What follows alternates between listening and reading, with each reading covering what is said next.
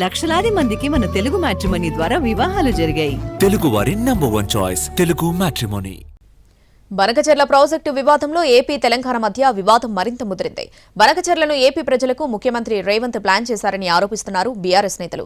అబ్బే అదేం లేదు, ఇది ఏపీ సాగునీటి చరిత్రలో గేమ్ చేంజర్ అంటున్నారు ఏపీ మంత్రులు. బనకచెర్ల ప్రాజెక్టు వివాదం తెలంగాణలో పార్టీలకు జీవన్మరణ సమస్యగా మారింది. ఏపీకి తెలంగాణ ప్రయోజనాలను రేవంత్ సర్కార్ తాకట్టు పెడుతోందని ప్రధాన ప్రతిపక్షం బీఆర్ఎస్ విమర్శించింది.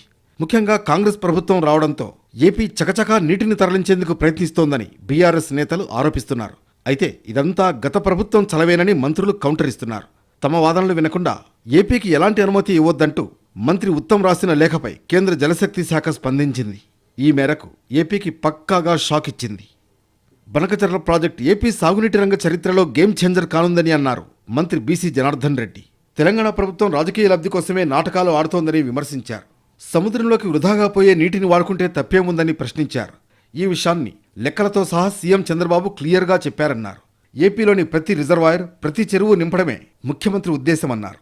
పోతిరెడ్డిపాడు హెడ్ రెగ్యులేటర్ దగ్గర కృష్ణా జలాలను విడుదల చేశారు. గత పాలకులు ఏ రోజు కూడా ఎక్కడ కూడా ఏ దానికి కూడా చేయలేనటువంటిది ఈ రోజు పోలవరాన్ని కూడా మేము కంప్లీట్ చేస్తూ ఉన్నాము.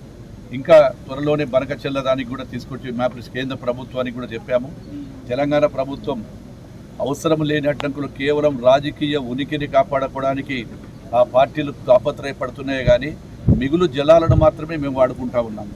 మరోవైపు ఇరు రాష్ట్రాల మధ్య నీటి విషయంలో వివాదం తలెత్తకుండా ప్రభుత్వాలు తగిన చర్యలు తీసుకోవాలని జలశాఖ నిపుణులు కోరుతున్నారు.